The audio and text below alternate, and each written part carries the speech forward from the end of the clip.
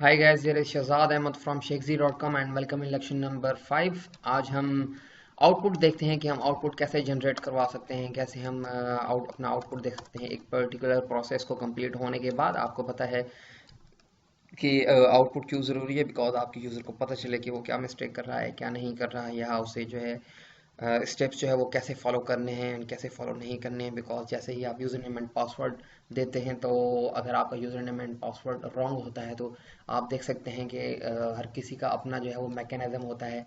आपको वहीं पे जो है अलर्ट करवा दिया जाता है, या आपको वहीं पे शो करवा दिया जाता है कि आपका या तो यूज़र नेम गलत है, या पासवर्ड गलत है, या यूज़र नेम और पासवर्ड आप जो है वो कोई मिस कर रहे हैं। तो आउटपुट आप ऐसे दिखा सकते हैं। या अगर आपने सी लैंग्वेज पढ़ी है, जावा पढ़ी है, तो उसमें भी जो है आउटपुट आप दे सकते हैं। सी लैंग्वेज की अगर आप बात करते हैं तो आप जो है प्रिंट एफ के ज़रिए आप आउटपुट दिखवाते हैं। बाकी जो है बकाया हर किसी का अपना सिंटेक्स होता है। तो स्टार्ट करते हैं हम एक h2 बनाते हैं एंड h2 को हम करते हैं क्लोज। ठीक है, फॉर इंस्टेंस हम लिखते हैं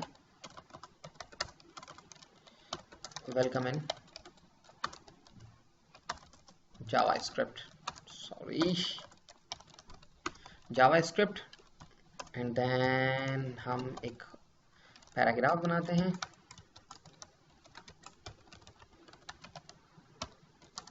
वेलकम इन sheikhzi.com। ठीक है, तो स्टार्ट करते हैं। हम एक बटन बनाते हैं। ठीक है, बटन को क्लोज करते हैं एंड देन लिखते हैं क्लिक, एंड देन हम ऑन क्लिक का एक इवेंट बनाते हैं एंड हम लिखते हैं विंडो विंडो डॉट अलर्ट। ठीक है, एंड देन उस अलर्ट में लिखते हैं फॉर इंस्टेंस वर्किंग। हमने जो फाइल बनाई हुई है आउटपुट डॉट html की बनाई हुई है, एंड हम अपने फोल्डर में जाते हैं। आपको पता है कि मेरा पीसी के अंदर ई का ड्राइव है, ई के ड्राइव के अंदर जावास्क्रिप्ट का फोल्डर है। उसके अंदर मेरी हम जितना भी जावास्क्रिप्ट का काम करेंगे वहीं पे रखेंगे। हम डबल क्लिक करते हैं एंड फाइल को रन करवाते हैं। जैसे ही फाइल रन हुई, क्लिक करेंगे आप देख सकते हैं कि आपकी जो है वो पॉपअप मेन्यू जो है अपीयर हुई, और आपने जो लिखा हुआ था वर्किंग वो बिल्कुल सेम एज जो है लिखा हुआ आ रहा है। अगर आप स्ट्रिंग देंगे तो जाहिर सी बात है स्ट्रिंग जो है सिंगल कोटेशन के अंदर आएगा। अगर आप वैल्यू प्रिंट करवाना चाहते हैं 20+20, ठीक है, वापस जाएंगे, आप रिफ्रेश करेंगे एंड आप क्लिक करेंगे तो आपको रिजल्ट 40 मिल रहा है। अगर आप स्ट्रिंग देंगे, स्ट्रिंग देना चाहते हैं, तो आप सिंगल कोटेशन के अंदर स्ट्रिंग देंगे वेलकम इन sheikhzi.com। ठीक है, आप रिफ्रेश करेंगे, क्लिक करेंगे वेलकम इन sheikhzi.com। ठीक है, तो आप इस तरीके से भी आउटपुट अपना जनरेट करवा सकते हैं, आउटपुट अपना दिखा सकते हैं। ठीक है, दूसरा जो है वो तरीका क्या है, आप डॉक्यूमेंट डॉट राइट भी कर सकते हैं। फॉर इंस्टेंस हम यहाँ पे आते हैं, ऑन क्लिक का सेम फंक्शन है हमारा। फॉर इंस्टेंस हम डॉक्यूमेंट डॉट राइट वेलकम। अब आप जैसे ही जाएंगे वापस तो डॉक्यूमेंट डॉट राइट वेलकम आपका लिखा हुआ आ गया है, बिकॉज ये हमारा स्क्रिप्ट के टैग के अंदर लिखना था, बिकॉज ये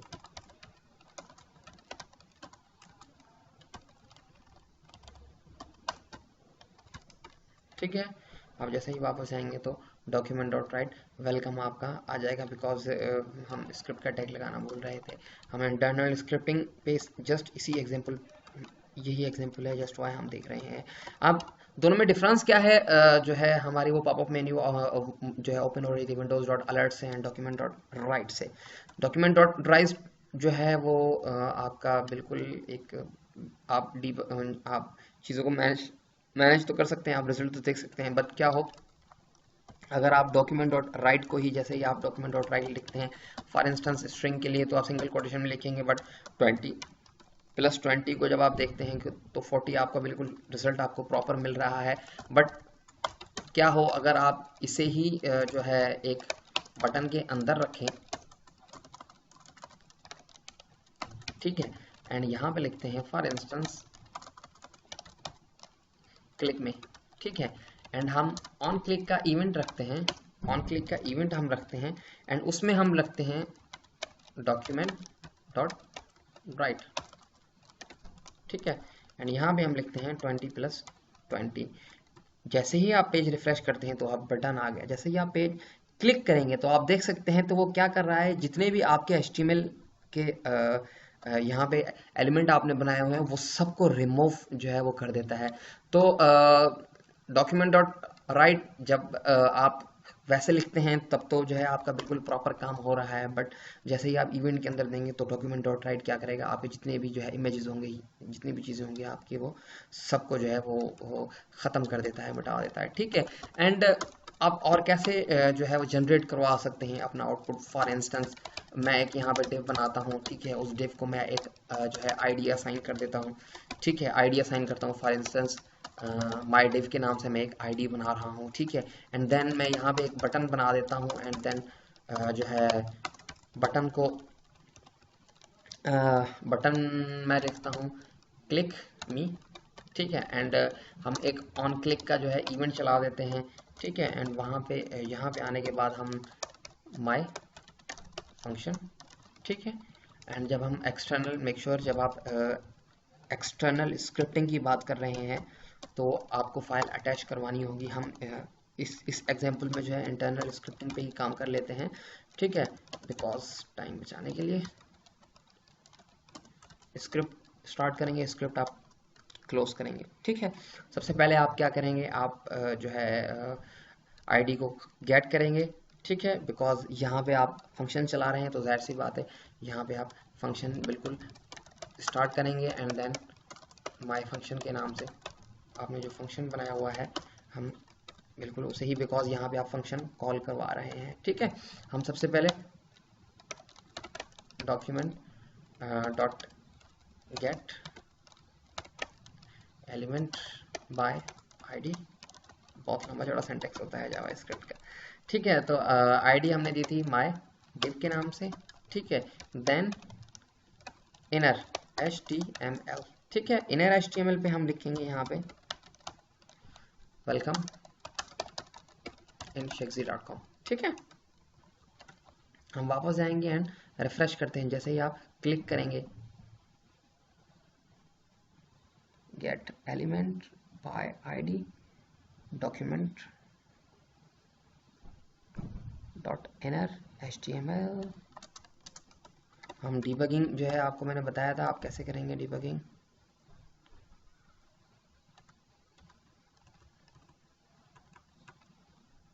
ठीक है। Button on click my function, हमने फंक्शन का नेम गलत लिखा हुआ है, ठीक है, दैट्स वाई हमें अपना मैसेज नहीं मिल रहा है, ठीक है। तो फंक्शन का नेम आपका सेम होगा बिकॉज यहाँ पे फंक्शन कॉल हो रहा है, ठीक है।